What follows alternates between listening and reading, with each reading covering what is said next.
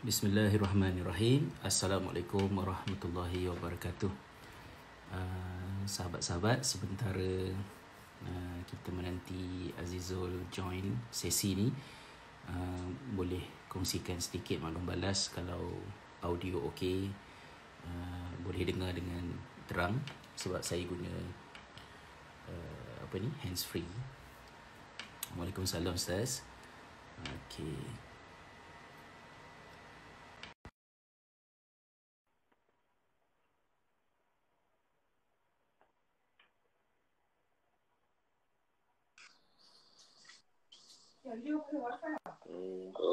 Assalamualaikum. Waalaikumsalam warahmatullahi. Apa khabar? Alhamdulillah, Ustaz. Apa khabar, Ustaz? Baik, sihat. Okey. Sana pukul apa, Ustaz? Sekarang pukul 3.30 petang. Okey, nampak terang lagi tu. Terang je. Alhamdulillah. Assalamualaikum. Oh, saji ke tak? It's snowing there in Finland. Yes. How are you? Siapa ni? Amna Mariam dengan Amna Khadijah. Yes. Dulu aku jumpa awak Betty tau. Habis awak pergi jumpa. Yeah. Okay, habis nak talk, okay? Okay. Bye. Okay. Ustaz, keluarga semua macam mana kat sana, Ustaz? Alhamdulillah, so far so good. Survive lah kan, nak buat macam mana. Tapi kami berlima je lah dekat Finland ni sebab Kak Muna ada dekat Island last jumpa sebulan sudah lah. Lepas ni tak tahu bila boleh jumpa pula. Okay. So Kak Muna mesti busy kan as a frontliner kan dekat sana? Sebab dia memang bertugas di wad kecemasan. Jadi memang lagilah. Memang kerja dia lah. So apa dekat Finland sekarang ni COVID-19 punya kes macam mana? Finland ni susah sikit nak cakap. Dari segi kadar dia tu boleh dikatakan agak banyak jugalah. Confirm case rasanya hari ni dalam 1,600 dan jumlah kematian tak update pula, tapi dari segi berapa orang dalam 1 juta penduduk tu dia lebih lagi lah daripada Malaysia sebenarnya sebab penduduk sini tak ramai kan. Sini dalam 5 juta penduduk saja. Itulah. So, saya harap Ustaz semua sekeluarga stay safe and stay healthy lah sana. InsyaAllah. Tapi dekat Finland ni setakat ni kebanyakan kes tu tertumpu dekat kawasan Helsinki, dekat ibu negara kan. So kami lebih kurang 600 km ke utara. Tapi last time saya tengok statistik tu ada satulah kematian dekat kawasan Oulu ni, tapi tak tahu detail dia. Okay. Di sana macam mana di Melbourne? So far kes dia tu sentiasa meningkat, tapi bukanlah secara drastik lah. Cuma kalau tengok kan di Sydney tu memang paling tinggi lah. Memang double the numbers kalau nak compare dengan Victoria dengan state-state yang lain. Lepas tu hari ni pun state yang bersebelahan dengan Sydney ni, New South Wales, dia orang tengah memang close dia punya border lah. Terutama macam Queensland tu memang tutup border dia. Sebab risau kan orang keluar masuk semua. Tapi so far kat sini saya tengok tak adalah cakap macam panik dan sebagainya. Orang lagi masih terkawal lah. And then government pun dia orang buat perintah kawalan tu pun by stages. Maksudnya berskala lah kan. Stage by stage. So kita sekarang dalam stage yang ketiga di mana kita tak boleh keluar kalau tak ada keperluan lah. Kalau kita keluar untuk beli barang makan, keluar untuk exercise masih boleh, tapi tak boleh lah macam in a big group apa semua. Kena macam family of below than 5 tu boleh lah bergerak sekali, tapi kalau berjumpa dengan orang lain ataupun family lain, dan kita kena jarakkan diri lah. Saya kan jenis training everyday, twice a day. Jadi kalau terkurung dalam rumah ni saya rasa macam tak boleh lah, rasa macam susah kan sebab kita dah aktif. Jadi itulah pagi-pagi tu lepas subuh kalau boleh saya wife bawa budak-budak, so kita pergi for a brisk walk lah. Pusing dari rumah ni mungkin dalam 4 kilo 5 kilo macam tu. Okay, that's good. Kami sini macam lihat tu nak keluar rumah sebab masih snow kan kat Taji luar. sejuk kan. Walaupun cuaca dah tak sejuk sangat lah untuk level kami kat sini sebab biasa kat sini suhu sampai -20. Jadi kalau macam hari ni -2 ni kira dianggap Biasa tak sejuk lah. Cuma tak berapa seronok keluar bila cuaca tak berapa sejuk ni sebab agak basah kan. Tapi dari segi cuma Finland ni dia saya sendiri kena macam kawal mindset dan tak boleh compare dengan pendekatan yang Malaysia pakai ataupun negara-negara lain pakai. Kalau tidak kita akan stres sebab di Finland lebih kurang macam Sweden juga, tapi Sweden lagi dahsyat lah. Langkah yang diambil oleh kerajaan untuk mengawal pergerakan ni sangat minimum.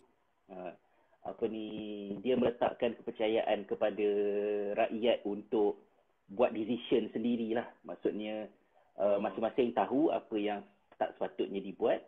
Jadi jangan buat. Macam di Sweden, sekolah masih dibuka setakat pengetahuan saya lah. Di negara sebelah kan. Di Finland ni dalam seminggu 2 minggu yang lepas tu memang kami dalam keadaan suspend tengok sebab ketibaan orang dekat airport, tidak ada saringan. Dia sekadar berikan advice supaya balik duduk kat rumah masing-masing.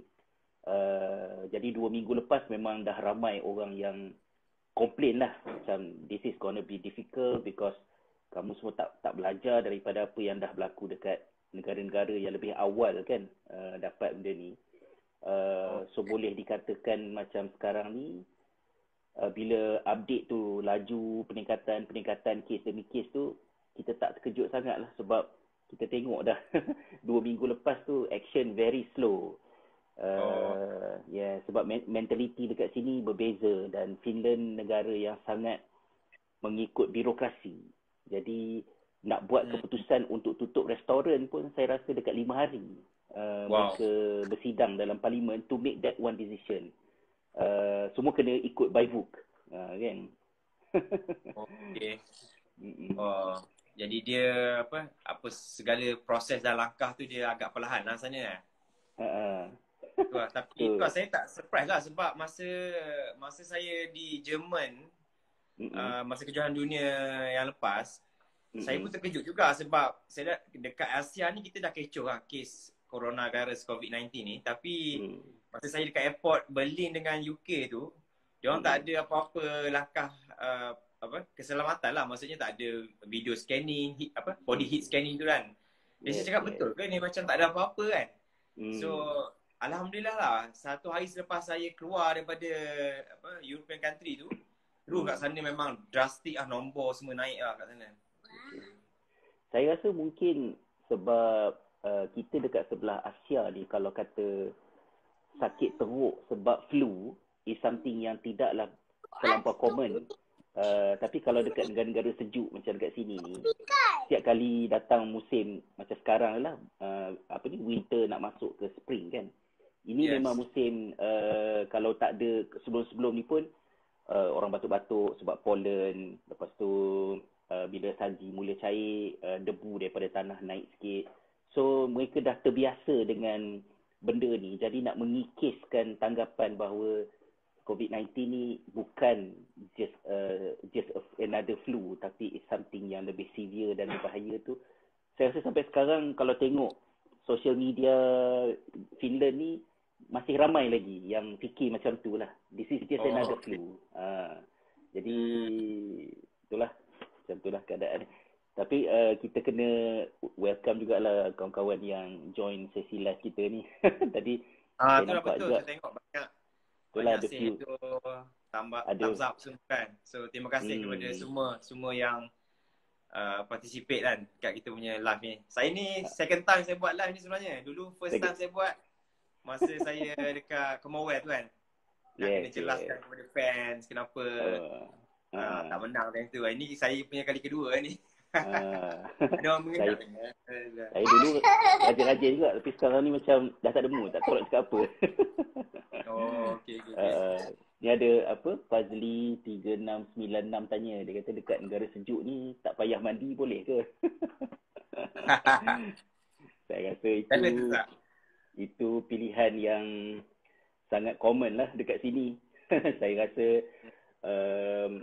kalau kami ni anak beranak, kawan-kawan dia orang selalu juga lah bagi feedback, kata terkejut sebab kita orang mandi tiap-tiap hari kan.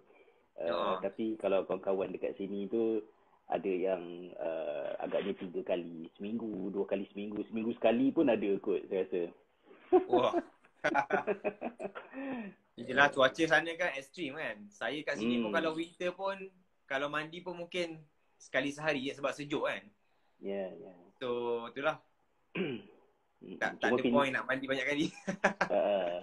Cuma Finland ni walaupun dekat luar sangat sejuk, tapi dalam rumah jauh lebih selesa jika dibandingkan dengan masa duduk dekat UK, dekat Ireland dululah, sebab rumah kat sini semua triple glazing kan. Jadi kalau kat luar negatif 30 pun, dalam rumah sentiasa sama, lebih kurang dalam 23 darjah. Jadi tak adalah terasa sejuk sangat. Boleh pakai template cut dengan baju pagoda lah kat rumah. Okey lah tu kan. Tapi itulah, saya pun, sebab saya pernah pergi ke Astana masa musim sejuk. Punyalah sejuk. Saya rasa negatif, saya rasa baru negatif 5 tu pun saya dah start tahan dah dia punya sejuk dia tu. Telinga ni sampai apa, kalau kita sentuh tu memang sakit lah kan. Saya tak boleh imagine lah macam mana tahap kesejukan negatif 10 negatif 20 kat sana tu. Tapi tahun ni agak pelik. Memang tahun 2020 ni semuanya orang kata lari daripada kebiasaan kan, everything. First kejutan kami dekat sini ialah musim sejuk yang paling tak sejuk lah. Kalau dibandingkan tahun-tahun sebelumnya, sebab standard Januari sepatutnya at least dekat kami dekat Ulu ni memang sampai negatif 30 winter. Tapi tahun ni rasanya paling sejuk pun negatif 20 macam tu. Itu pun hanya beberapa hari je. Selebihnya negatif 4, negatif 3. Ada masa-masanya sampai naik jadi 3 darjah. So tiba-tiba cair becak semua, and then snow balik kan. Dah tak betul lah. Cuaca memang dah jadi lain macam. Lari kan, global punya apa nama, cuaca kan. Memang effect from maybe global warming ke apa, tak tahulah kan. Itulah orang tanya tu, macam mana menangani stres sebelum mula kejohanan. Ada kejohanan ke? So far saya rasa buat masa sekarang ni tak ada kejohanan lagi lah. Tapi kalau macam mana saya tangani stres bagi saya jarang juga lah kalau, maksudnya kalau jarang lah kalau tak stres before tournament kan. Tapi apa yang saya buat tu, saya fokuskan kepada apa yang kita boleh kontrol lah. Sebab biasanya orang terlalu fikirkan kepada benda yang kita tak boleh nak kontrol. Jadi apa yang saya belajar from saya punya psikologis dan juga jurulatih, biasanya kita kena fokuskan diri kita ni kepada benda yang kita boleh kontrol lah. Jadi contohnya kalau nak berlumba, apa yang kita boleh fokuskan untuk memastikan kita menang kan.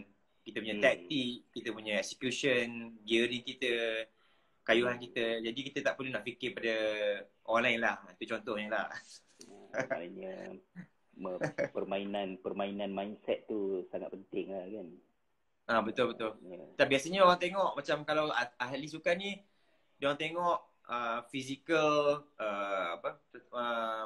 kalau berlari lah. Kalau basikal tu berkayuh, orang banyak tengok pada on that part saja, pertandingan macam mana kita mengerah tenaga saja kan. Tapi sebenarnya satu benda yang orang yang mungkin terlepas pandang adalah kekuatan mental ataupun bagaimana kita mengawal kita punya psikologi tu. Itu adalah satu benda yang perlu ditengok dengan secara detail jugalah untuk atlet-atlet dan mungkin untuk orang luar di luar sana lah kan. Betul lah. tahu lah nak kata. Saya tu ada singgah Malaysia kejap, tapi saya sedih sangat. Saya rasa sedih sangat sebab saya tak sempat nak pergi kedai buku, beli buku start yang paling latest tu. Oh, okey. Tu lah. Tapi apa, Tapi nanti saya family carikan nanti.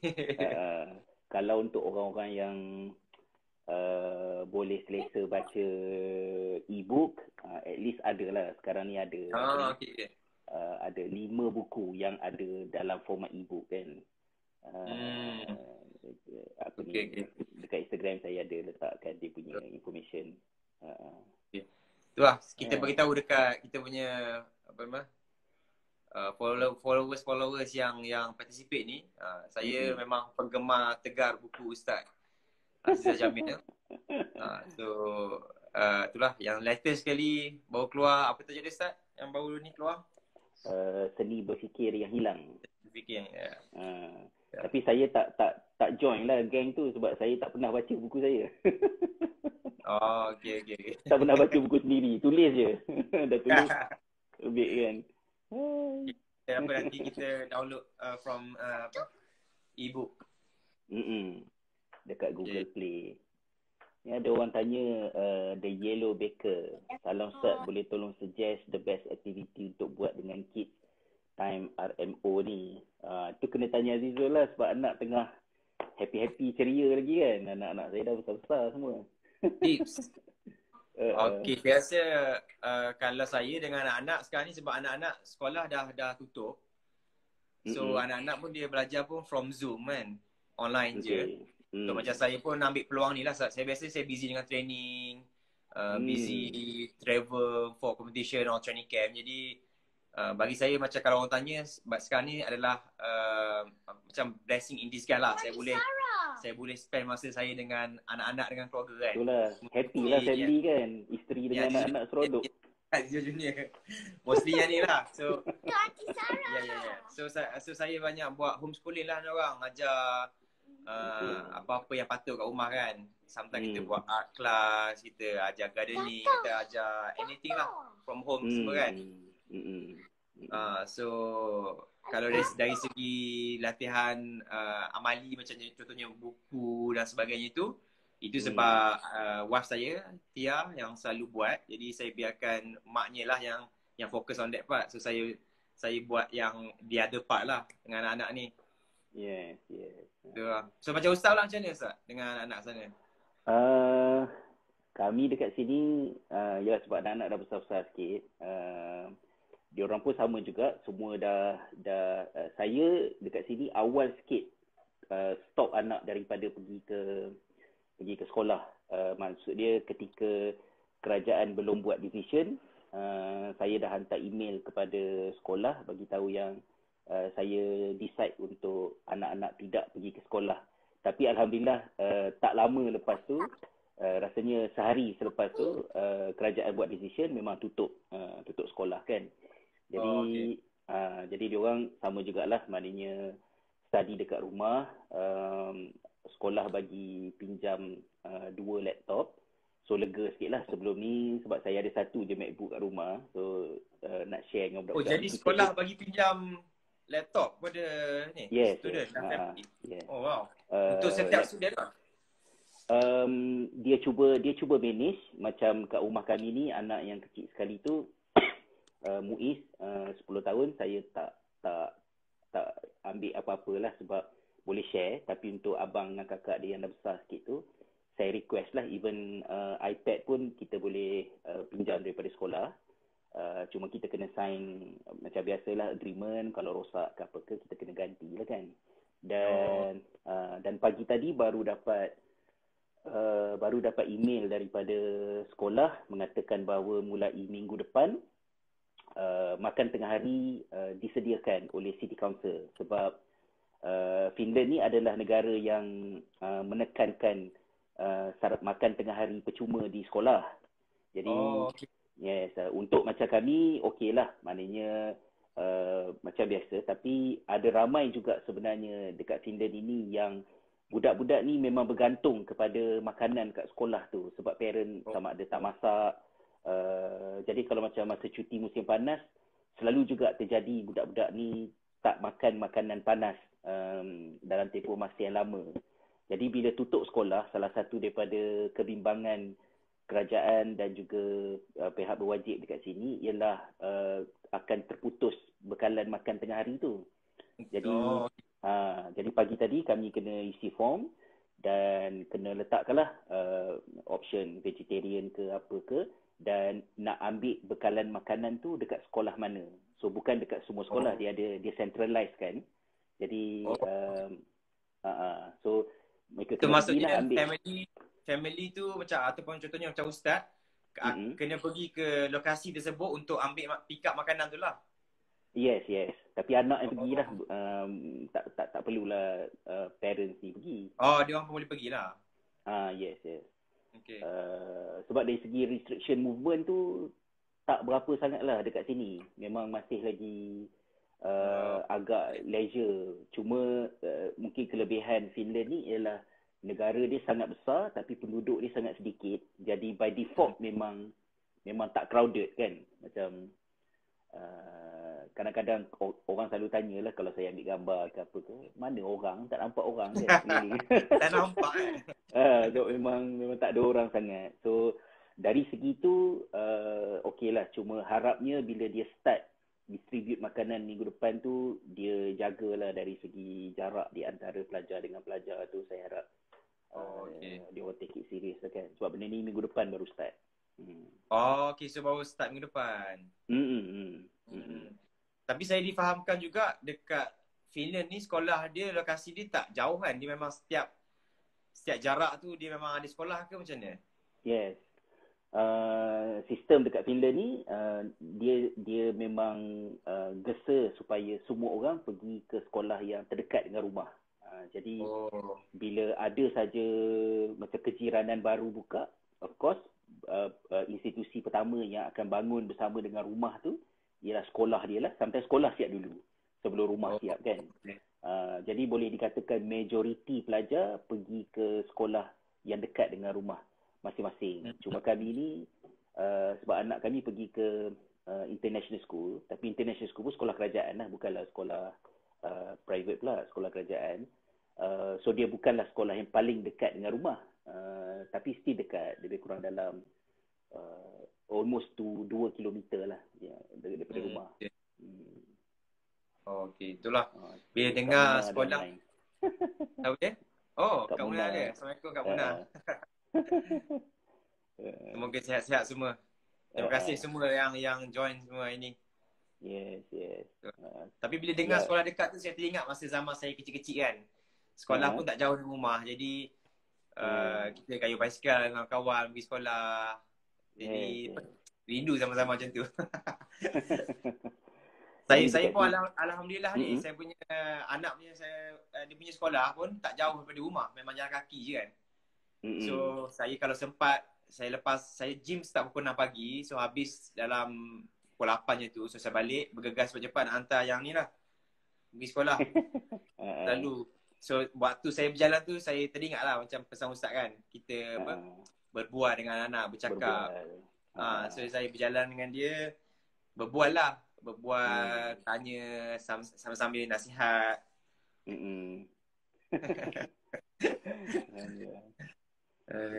Dekat sini pun bila rumah dekat dengan sekolah ni, banyaklah kelebihan dia. Salah satu daripadanya budak-budak pergi sekolah sendiri kan, sama ada cycling ke, jalan kaki ke, anything kurang daripada 5 kilometer dianggap walking distance. So kena jalan kaki.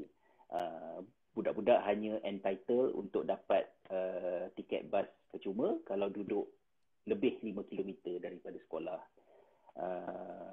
So dia punya peraturan dekat sini. Dan yang keduanya, benda tu penting sebab budak-budak ni jadual sekolah dia orang berbeza-beza. Ada yang start 8 suku, ada yang pukul 9, ada yang 10 suku, ada yang habis pukul 2, ada yang habis pukul 4, ada yang habis pukul 12 lebih.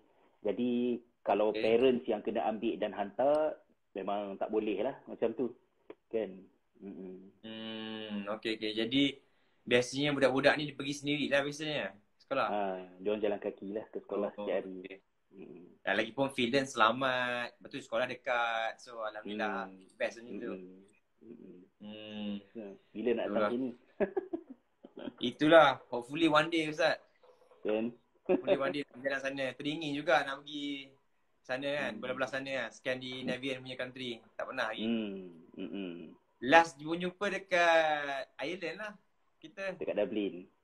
Katanya sama kan. Tapi punyalah sejuk. Hujan. Itulah. Semua jadi tak betul. Sempat untuk makluman semua ya, saya itu ada perlombaan dekat Ireland, salah satu one of the qualification race untuk Olimpik. Lepas tu kebetulan Ustaz Azizal ada di Ireland time tu, jadi Ustaz Azizal datang support tengok saya punya perlombaan. Alhamdulillah menang juga time tu, tapi nombor 2. Dan sempat kita pergi celebrate makan nasi lemak dekat restoran Malaysia. Kopitiam. Ireland. So yang terhadapan ni semuanya pending lah kan, bergantung pada perkembangan kan. Apa dia Ustaz? Maknanya untuk acara-acara besar selain pada Olimpik, maknanya bergantung pada keadaan lah. Yes. Macam untuk kita orang ni pun cycling sepatutnya tahun hadapan ada jadual-jadual dia lah, World League dan sebagainya. Tapi saya rasa benda tu semua akan ditunda lah kot. Sebab kita pun belum dapat makluman daripada Badan Sukan Basikal Dunia, UCI. Jadi sekarang ni semua mostly rata-rata perlumba memang fokus untuk Olimpik dululah. Sebab itu adalah major tournament yang semua tengah memang prepare dan tunggu kan. Itulah. Macam Abang tanya ni, Ustaz ada plan tak nak balik Malaysia for good? Azizul jawab dulu. Aduh. Saya kalau balik Malaysia bahayalah. Makan sedap. So tak boleh duduk Malaysia. Nanti mati cepat kan. Aduh. Teringat makan mi goreng dekat ni Bangi tu. Ustaz kat rumah. Sekarang ni memang itu antara isu besar lah tiap-tiap hari. Tak tahu nak masak apa kan, sebab hari-hari masak. Tapi saya tengok Ustaz masak best selalu. Alhamdulillah. Saya post yang best dan jadi je lah. Yang tak best tu saya tak post lah. Saya tak nampak. Betul lah. Ni apa ni, ada orang komen peta dunia kat belakang. Itu saja saya letak. Kemudian apa lagi ni? Nitya dia tanya, dia kata macam mana Ustaz beri kebebasan kepada anak dalam penggunaan teknologi. Sana ya. Nak kata beri kebebasan tu, beri kebebasan tapi still ada kawalan jugalah. Contohnya untuk anak sulung yang dah besar, sekarang ni 18 tahun. Jadi dia tak nak saya ada apa-apa kontrol ke atas phone dia. Maka saya kata okay lah, since you consider yourself as an adult, jadi saya tak kontrol dia punya phone, tapi dia kena uruskan phone dia sendirilah. Maknanya adult beli phone sendiri. So kalau rosak ke apa ke, pandai-pandailah uruskan kan. Tapi kalau kita sendiri yang belikan phone, then untuk 3 orang anak lagi, saya install application, parental control application. Buat masa ni saya pakai Google Family Link. Tapi syarat nak pakai Family Link ni, anak-anak kena pakai phone Android. Kalau boleh jangan bagi iPhone lah, sebab it's very difficult untuk control iPhone secara remote. Jadi sebab dia punya security feature dia kan. Jadi anak 3 orang ni, yang 3 orang yang ada ni, saya setkan contohnya macam 9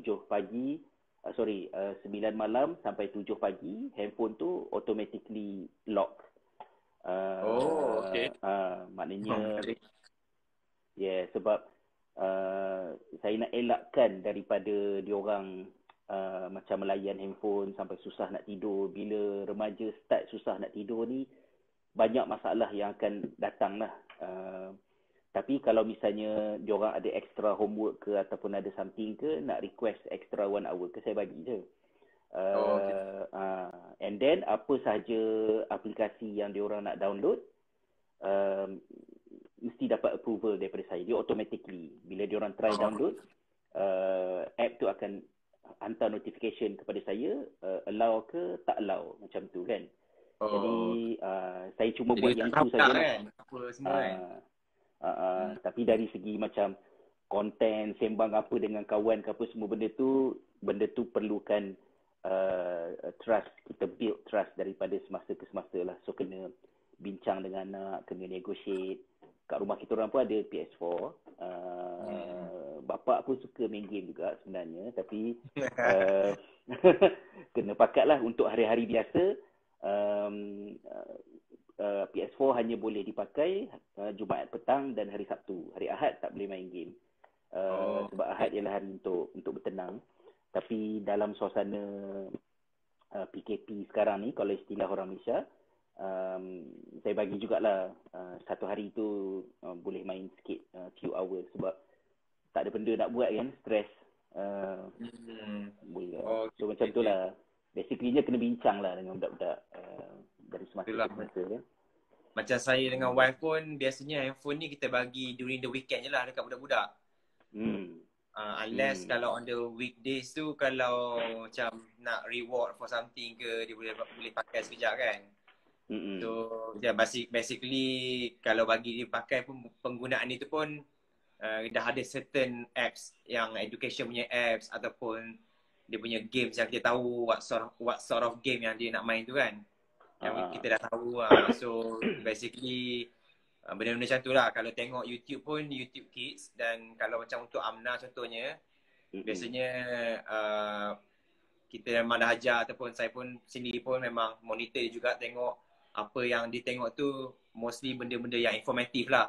Sebab dia suka tengok macam benda-benda macam fakta-fakta, National Geography, benda-benda macam tu kan. So benda-benda yang maklumat, knowledge tu saya tak ada masalah lah untuk dia tengok kan. Tapi still lah, masa ataupun duration penggunaan tu pun kita monitor jugalah. Tak boleh terlalu lama. Kadang-kadang dia orang ni kita bagi dia nak extend lama ke kan. Budak kan. Macam sekali-sekala saya macam mengadu jugalah pada cikgu sekolah bila kita susah nak kontrol kan. Especially kalau kita kontrol anak kita tapi kawan-kawan dia bebas. Jadi benda tu tempting kan.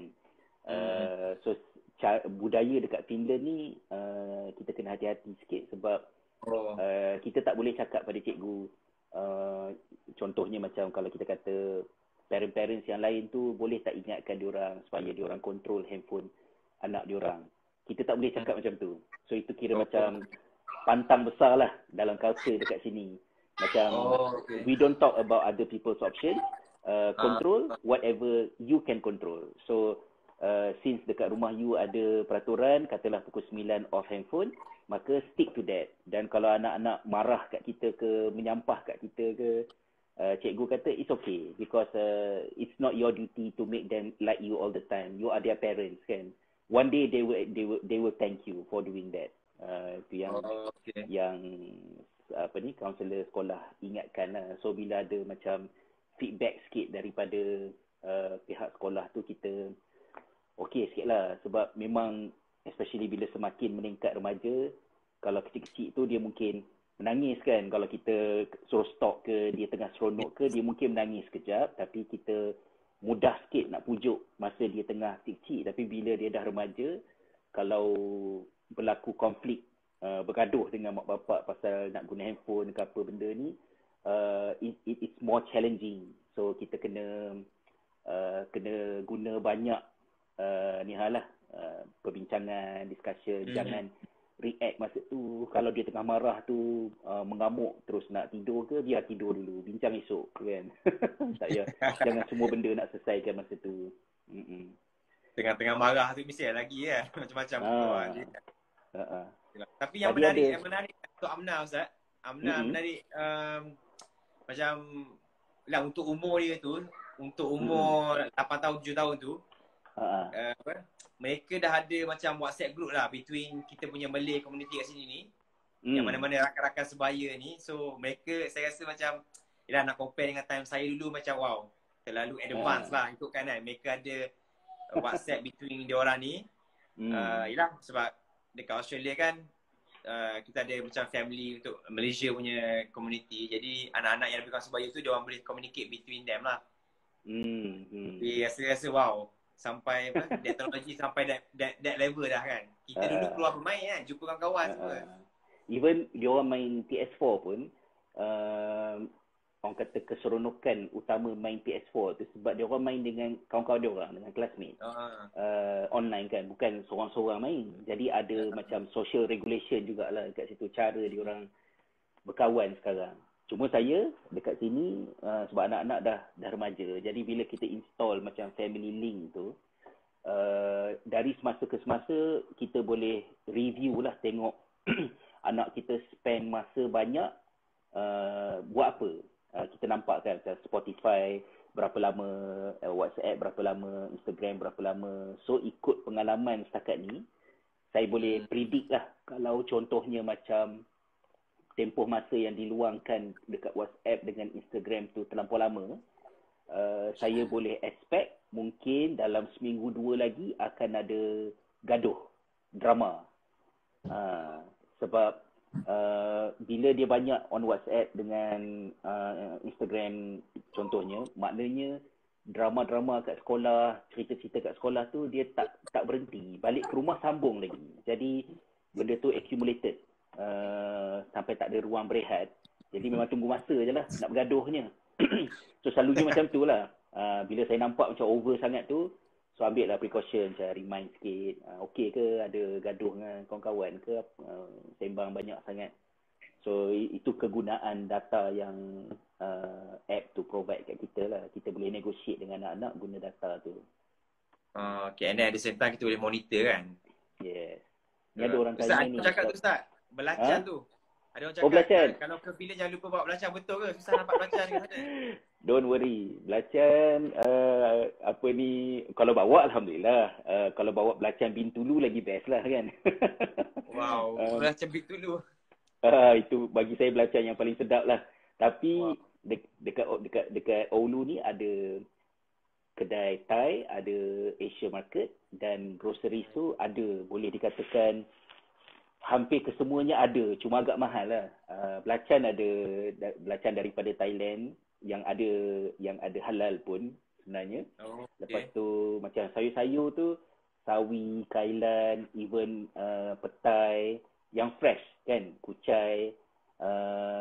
So far dalam 2 tahun ni saya rasa setiap minggu ada supply lah, sama ada daripada Thailand ataupun daripada Malaysia. Even daripada Malaysia pun ada. So sekali-sekala saya belilah. Contohnya macam sayur pegaga, bila tengok paket tu daripada nilai kan, macam, tapi saya rasa dekat Malaysia 50 sen, kat Malaysia 50 sen, sampai sini jadi 5 euro satu paket kan. Jauh betul perbezaan harga dia tu. Betul lah. So tak ada masalah kan. Maknanya dari segi masakan tu ada belaka lah. Yang tak adanya cuma apa ya, orang kata bunga kantan saya tak pernah tengok, dengan daun kunyit. Dua tu je yang tak ada. Okay. Daun kunyit kalau tanam sana tak boleh Ustaz? Tak hidup kan? Kalau tanam payah nak hidup sebab tak ada matahari. Sejuk kan? Kita orang alhamdulillah tanam hidup, so senang. Wife nak masak apa semua itu heaven lah. Nak buat rendang ke apa kan. Betul lah. Sekarang tengah musim apa kat sana? Dia selalu opposite dengan Finland. Sekarang autumn. So kita dalam proses pertukaran ke musim sejuk lah kat sini. Ke arah nak masuk musim sejuk lah. Itulah sekarang pun macam semua orang agak risau bila masuk musim sejuk nanti, sebab virus kan senang nak get affected by the virus during winter time kan. Jadi itulah kita mostly rakyat Malaysia ni, rakyat Australia ni ambil self precaution lah sekarang. Betul. Banyak juga orang tanya tu. Ada orang tanya saya daripada Sarawak ke? Tak, saya daripada saya orang Ipoh, sama dengan kampung apa ni, Tia lah kan. Ah, Uh, banyak soalan tu. berapa lama lagi duduk di Oulu? Wallahualam, tak tahu nak kata. Tengoklah Tengok pada rezeki je keadaan. sangat. Betul. Especially yalah, walaupun kita ada saudara mara, ada keluarga, ada adik-beradik dan kita rindulah kat semua. Cuma feeling dia bila mak dah tak ada baru-baru ni, dia punya rasa nak balik tu macam hilang sekejap. Tak tahulah depan kot ada balik, tapi dia feeling nak balik tu jadi hilang kan. Oh, okay. Kan? Betul. Tapi saya so far selalu lah ada feeling nak balik ke Malaysia tu lagi. Untuk saya Ada, lah kan. Sebab mak ayah masih ada dekat kampung. Yes. Jadi memang kalau boleh raya tu nak balik lah. Tapi itulah, saya pun memang dah lama tak balik raya kat Malaysia ni. Asyik ada training, preparation, rumba dan sebagainya kan. So jadi buat masa ni saya pun kena berkorban dulu lah kan. Lagipun career basikal tak lama kan. Nanti kalau dah retire tu, raya lah, nak raya banyak kali pun. Aduh, dah secara profesionalnya dah berapa lama dah dalam bidang cycling? Oh, saya move to Melbourne 2007. Masa saya dah masuk elite level. So 2007, dah lama lah, 13 tahun lah. 13 tahun Itu tak termasuk masa saya dalam program pembangunan lagi lah dekat Bukit Jalil. Di Bukit Jalil saya masuk Bukit Jalil 2004. Ya. 2004. So 2007 saya first move to Melbourne. Jadi 13 tahun. So lama jugalah dalam arena berbasikal ni. Ustaz tengok keadaan sekarang ni, keadaan COVID-19 ni kan. Apa pandangan Ustaz lah, macam contohnya apa yang berlaku, apa hikmah dia daripada yang keadaan kita sekarang ni. Saya pun tengah berfikir sebenarnya, kalau nak ikutkan, tak adalah macam nak tergesa-gesa, nak tulis artikel, nak buat ceramah, cerita tentang hikmah-hikmah tu, sebab maklumat ada banyak, masing-masing ada sisi pandang masing-masing. Tapi saya takut kalau kita describe dengan mudah, dia macam kita underestimate sebenarnya apa yang sebenarnya sedang berlaku kan. Tapi bolehlah dikatakan setakat ni, bila suasana macam ni terjadi, dia push kita untuk satu, kita tengok balik prioriti kita dalam hidup kita ni lah. Apa yang penting, apa yang tak penting, apa yang kita boleh hidup dengannya, apa yang kita boleh hidup walaupun benda tu tak ada. So hidup kita macam back to basic, baliklah dalam setengah keadaan kan. So itu satu. And then yang kedua, sebab sebelum ni pun saya belajar dalam bidang sejarah. Jadi setakat perkembangan COVID-19 ni, of course dia akan menjadi satu daripada sejarah besar dalam kehidupan manusia. Tapi sebelum ni pun kita dah berdepan dengan pelbagai musibah skala besar macam ni. Sama ada dalam bentuk wabak sendiri, ataupun faktor-faktor yang lain lah. Contohnya macam Black Death yang berlaku dekat Eropah khususnya pada suatu ketika dulu kan. Jadi satu berjuta-juta orang mati tu bukanlah benda yang tak pernah berlaku. Dia dah berlaku. Kalau kita kata macam COVID-19 ni menyebabkan kita rasa macam kiamat dah dekat, perasaan tu juga sudah pernah dialami oleh setengah manusia sebelum ni. Contohnya macam ketika Baghdad diserang oleh tentera Mongol kan, pada masa tahun 1258. Masa tu Ibnu Katsir kata lebih daripada 1 juta penduduk yang telah terbunuh akibat daripada serangan tersebut. Sampai orang kata Sungai Furat, Sungai Dajlah tu merah disebabkan oleh darah kan. Jadi pada masa itu memang ramai yang menyangka bahawa adakah ini kiamat. Maksud dia macam tu lah. Sebab dia punya level magnitude of calamity itu sangat sangat besar. Tapi kehidupan tetap diteruskan juga. Jadi poin saya ialah kita tidak perlu terlampau banyak fikirkan hal-hal yang Tuhan buat lah. Contohnya bila nak kiamat itu Allah yang uruskan kan. Yang kita kena fikir ialah macam mana kita nak restructure balik hidup kita. Dan yang keduanya kiamat kecil masing-masing lah, iaitu kematian kan. Mati ni tak ada COVID-19 ke apa-apa ke, it's always there kan, kita tak tahu kan. Jadi itulah. Macam saya rasa macam keep our life a little bit simple lah kan, jangan complicated sangat. Yes. Bagi saya nampak apa yang berlaku ni membuat, macam bagi saya sendiri membuatkan kita berfikir lah. Macam saya berfikir kan, berfikir apa kesan dia, apa yang berlaku, apa yang kita boleh buat untuk menghindari diri kita. Dan saya tengok contohnya apa yang berlaku sekarang ni menyebabkan orang banyak terpaksa kembali pada asas macam Ustaz cakap tadi kan, semua duduk rumah dan perlu bekerja daripada rumah. So kemungkinan benda ni akan mengubah dunia selepas ni. Kemungkinan ramai akan bekerja from rumah ataupun membuat satu banyak option yang telah digunakan kan. Contohnya macam kita berkomunikasi from social media macam ni. So sekarang dah banyak orang buat conference ataupun meeting melalui Zoom, Skype dan sebagainya kan. Jadi menampak dunia tu menjadi semakin kecil kan. In fact, saya cakap juga lah pada budak-budak ni, sebelum ni pun dah pernah sebut, tapi maksud dia bila semua orang kena still terus buat kerja tapi secara remote dekat rumah masing-masing, itu memberikan pengalaman kepada ramai orang untuk tengok bahawa semakin banyak kerja sekarang ni dilakukan oleh mesin, dan keperluan manusia kepada kerja-kerja macam ni semakin berkurang. Dalam arti kata yang lain, tak ada Abna Mariam tu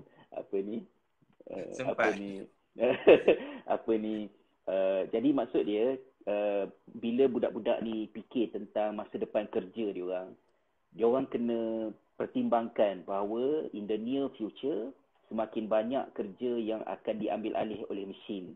Jadi rugi kalau you sekolah, concentration you ialah kepada untuk mendapatkan skill-skill yang terbatas yang nanti akan replace by machine. Yang you kena groom, yang you kena bangunkan ialah benda-benda yang mesin tak boleh buat. Contohnya macam kemahiran berfikir, empathy, kasih sayang, kesabaran, kreativiti, kemampuan untuk berdepan dengan masalah, resilient kan. Benda-benda macam tu yang you kena nurture, sebab itulah yang menjadi bekal untuk bertemu dengan masa hadapan yang pastinya berbeza daripada sekarang. Jadi macam COVID-19 ni telah memberi peluang kepada kita untuk tengok macam mana dunia berfungsi dalam keadaan manusia dihadkan kerja-kerja mereka, how things run on their own kan, boleh kata macam tu. Even kapal terbang pun, industri kapal terbang saya rasa memang sangat teruk lah kan. Sangat teruk sekarang, betul. Lepas ni mungkin syarikat-syarikat yang survive ialah company-company yang government related ataupun negara punya lah. Tapi kalau yang swasta tu akan teruk terjejas. Tapi it shows yang actually kita tak perlu banyak sangat travel. So alam sekitar pun akan much better kan daripada pencemaran. So, saya pun ada tengok sebelum ni update from around the world kan. After berlaku macam ni, manusia berkurung. Jadi saya tengok contohnya dunia makin bersih lah kan. Tengok contohnya di Itali, ada air dia semakin jernih katanya. Lepas tu binatang-binatang keluar, ada ikan lumba-lumba dan sebagainya. Macam baru ni di Putrajaya ada orang ambil gambar, dia nampak banyak memerang kan, tak pernah tengok memerang sebanyak tu. So macam mungkinkah ini macam suatu pembersihan pembersihan tu. Yalah. Ya. Untuk macam reboot balik kan, bila Reboot balik. virus infection kan, yang komputer kalau dah teruk sangat kena infect dengan virus kan, kena reformat balik. Reboot balik betul lah, mungkin macam tu lah kot apa yang berlaku sekarang ni kan. Sebab yelah macam sesuatu macam contohnya komputer tadi saya cakap kan, kalau kita guna pada satu jangka masa lama, kita menggunakan secara salah ataupun terkena virus dan sebagainya kan. Sampai satu masa kita kena pakai antivirus untuk reboot balik the komputer kan. So mungkin hasil daripada manusia yang memberikan impact kepada dunia bumi ni, so menyebabkan untuk situasi sekarang ni untuk reboot balik kot. Dia jadi macam yang Allah Ta'ala sebut dalam surah Ar-Rum ayat 41 kalau tak silap saya. Allah Ta'ala kata Zaharul fasad fil bari wal bahr bima kasabat aydin nas, kan, telah tersebarlah kerosakan di daratan dan di lautan hasil daripada perbuatan tangan manusia sendiri. Apakah sebabnya benda itu terjadi, kerosakan-kerosakan ni? Liyuziqahum ba'dallazi amilu, supaya dengan masalah-masalah yang timbul, kesusahan, kesakitan ni, Allah kenakan sedikit rasa perit akibat daripada perbuatan kita, supaya dengan kepayahan yang terjadi ni manusia akan kembali. Jadi dia punya kat ujung ayat tu Allah emphasizekan bahawa implikasi-implikasi negatif daripada kerosakan alam, bencana akibat perbuatan manusia ni, point dia ialah supaya kita balik kepada apa yang betul, kepada apa yang sepatutnya, kan. Dan benda tu kita boleh ceramah, kan, kita boleh ceramah dengan mudah, tapi actually untuk buat dia tidak semudah itu. Dan COVID-19 ni macam force everyone untuk accept yang we have to return, kita kena balik kepada apa yang sepatutnya. Okay, betul lah tu. Kalau kita sebagai orang Islam ni kan, tengok keadaan sekarang ni, mungkin Allah membagikan peluang kepada kita untuk fokuskan kepada ibadat lah. Masa dah banyak kan. Biasanya sebelumnya busy kan, keluar pagi pergi kerja, ke office, balik lewat petang, busy kan. So sekarang ni dah terlampau banyak masa kan. Takkan kita nak main nak tengok main handphone je kan. Mungkin boleh gunakan waktu tu untuk contohnya yang tak pernah solat duha, mungkin tahajud kan. Masa banyak kan, tak ada tekanan untuk bangun pergi kerja awal pagi. So mungkin itulah satu, bagi saya masih nampak macam satu anugerah juga kan. Betul lah. Walaupun selama ni banyak dah orang cakap yang kita kena buat perubahan, tapi orang takut. Contohnya macam kalau you kurangkan kerja, nanti you kurang hasil, you kurang keuntungan. So macam mana you nak hidup? So kita jadikan itu sebagai alasan untuk kita tak boleh nak buat perubahan. Tapi COVID-19 ni membatalkan apa sahaja excuses, whatever excuses yang you ada, semua orang kena balik. Bukan saja balik pada Allah, kena start dengan balik rumah dulu lah kan. Balik rumah dulu.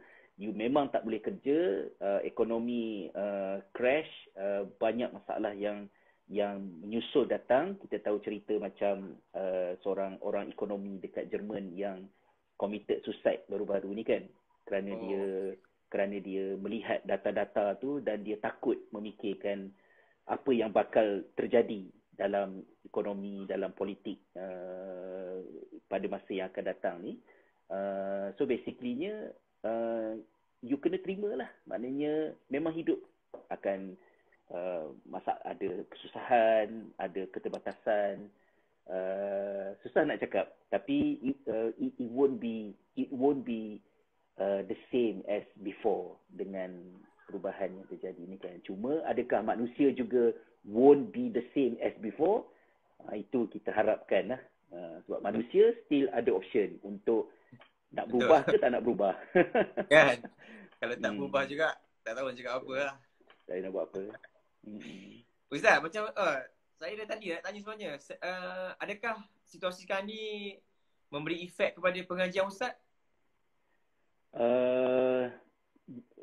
Sangat mencabarlah. Satu, untuk saya memang pembelajaran saya blended learning. So memang banyak online. Jadi dari segi tu tak adalah apa sangat. Cuma kesusahan saya, kalau boleh disebut kesusahan, sebenarnya taklah susah mana pun, tapi lebih kepada saya ni susah nak buat kerja dekat rumah. Saya akan push untuk pergi ke library, sebab kalau kat rumah ni semak, nak kemas, lepas tu nak masak, budak-budak bising kan. Jadi bila Tak ada fokus. keadaan yang berlaku macam sekarang ni, tangan ni tak sempat nak hilang bau bawang kan. Lepas tu ramai, banyak stimulation, jadi agak susah lah nak concentrate. So itu je lah. Tapi yang lain-lain tu tak banyak beza sangat. Should continue as usual, insyaAllah. Oh, okay. Jadi rutin harian Ustaz dan keluarga tu still basically tak lari jauh lah. Lebih kurang sama je kan. Cuma budak-budak itulah duduk kat rumah, dan saya pun kena advise diorang supaya berhati-hati apabila keluar daripada rumah, sebab satu, Finland ni sejuk. Kemudian yang keduanya, sejuk tu maksud saya dari segi kesuburan persekitaran untuk virus tu lah. Saya tak berani nak ulas panjang sangat dari situ. Dan yang keduanya, sebab dekat sini sifat berhati-hati penduduk tempatan tu tidak begitu ketara. So macam social distance ke, pakai mask. Saya pun hairan sebab mask kat kedai tak ada. Kami tak boleh nak beli mask kat sini. Memang tak wujud. Tetapi saya tak nampak ada orang pakai. Kan? Jadi bila orang macam tak berapa kisah dengan benda tu, kita lah yang kena ekstra hati-hati sikit. Macam bila pergi kedai beli barang ke apa kan. Selebihnya bersabar je lah. Bila Ustaz bercakap pasal mask tu kan, saya baru nak kongsikan sikit lah dengan Ustaz dan juga kita punya rakan-rakan di luar sana kan. Dekat Australia ni pun lebih kurang sama lah. Mostly mask tu pun orang tak pakai. Tapi yang usually kalau pakai tu ada lah juga sikit. Tapi mostly orang-orang Asian lah. Asian yang berada di Australia ni. Mostly memang yang menjaga precaution tu, pakai mask semua, termasuk saya dan keluarga lah kan. Tapi kat sini yang sekarang ni yang memang laku keras, kalau cakap bahasa Melayu kan, yang betul-betul laku sekarang ni adalah alat-alat untuk exercise, gym punya equipment. Memang betul-betul laku panas sekarang. Yang second hand ke, yang baru ke semua. So mostly dalam waktu sekarang ni memang orang cari barang-barang gym dan juga exercise je lah sekarang ni. Saya kalau boleh nak cakap pada anak-anak, tolong tumbuk sambal, tolong angkat beras, guni beras. Sebab macam saya kan sekarang ni saya tak boleh berlatih di gym dan juga track kan. Jadi saya terpaksa berlatih di rumah. So adalah sesetengah equipment tu yang saya nak kena cari kan. Jadi saya pun carilah dalam Facebook Marketplace dan juga Gumtree kan, untuk tengok mana-mana yang second hand ada yang boleh guna untuk sementara waktu ni. From there lah yang saya tahu rupa-rupanya orang tengah berperang untuk mencari barang-barang fitness ni. Jadi mereka-mereka yang ada barang-barang fitness ni semua capitalize lah sekarang. Memang jual double or triple market price semua. So, sebab orang Australia ni pun sebab terkenal dengan culture yang memang healthy dan juga exercise kan. So I think itu adalah sebab dia lah kot. Kita tinggal seminit lagi, lepas ni dia akan disconnect kan. Itulah banyak soalan sebenarnya, tapi tak dapat nak dijawab. Ala kuliahnya, terima kasih kerana sudi bersama. InsyaAllah nanti kita dah boring-boring nanti kita buat lagi pun boleh je kan, insyaAllah. Boleh insyaAllah. So, saya pun minta maaf dekat semua sebab tak boleh nak jawab satu-satu soalan ni. InsyaAllah next session kita fokuskan kepada untuk jawab soalan-soalan daripada rakan-rakan kita lah kot Ustaz kan. Mungkin first ni sebagai introduction, kita dah lama tak berjumpa, tak bersembang. So itulah, kita macam sesi warm up lah. Itulah. InsyaAllah. So Ustaz ada ini pesanan tak untuk rakan-rakan kita semua Ustaz?